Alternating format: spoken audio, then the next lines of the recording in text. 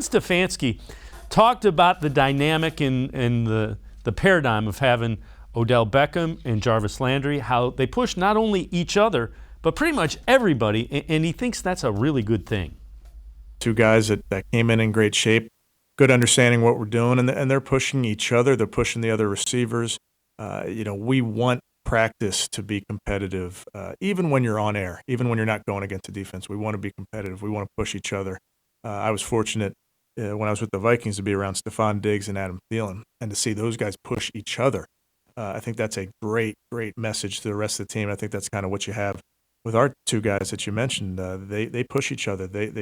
You watch them move out at practice, and then even when they work off to the side, could be a special teams drill, but to see veterans go over there and get extra work, I think sends a great message to the rest of the team. And again, it's Kevin Stefanski on Cleveland Browns Daily, the show that Cleveland Browns do. And, that's absolutely right. If you've got your two big-name guys leading the way, everybody, especially the young guys, are going to follow. First of all, Dave, does anybody look better in the Brownie Elf cap than Kevin Stefanski? I mean, I think that's his go-to cap, and he loves it, and he looks great in it, by the way.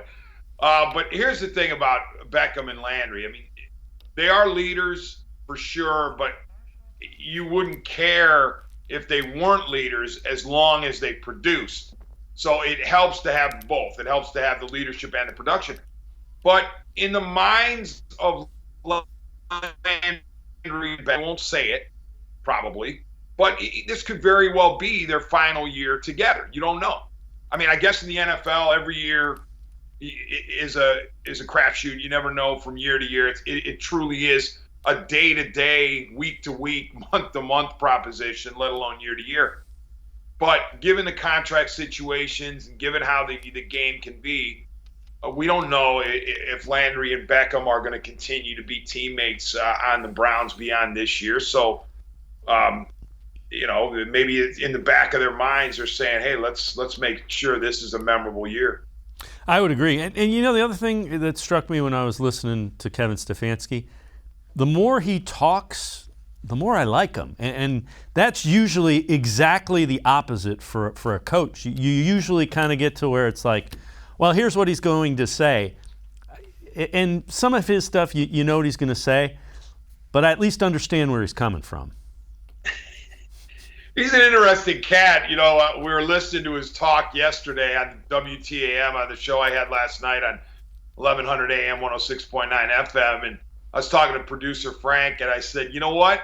And he and I both said Belichick, because we're not comparing Stefanski's credentials to Belichick, just the way he deals with the media insofar as he doesn't give you much. He's very tight-lipped about how he's polite and respectful and doesn't mumble, which is a lot different than Belichick, but he doesn't give you a whole lot. And we were listening to the reporters yesterday, and we love our Browns media out there. They were trying to get at Stefanski 3-4 different ways on a particular subject, and he just kept going, nah, I'm not going to go. I mean, one of them was COVID, and he just kept saying, oh, no, not gonna go there, not going to go there, not going to go there. So he is fun to listen to, even if he doesn't give you much.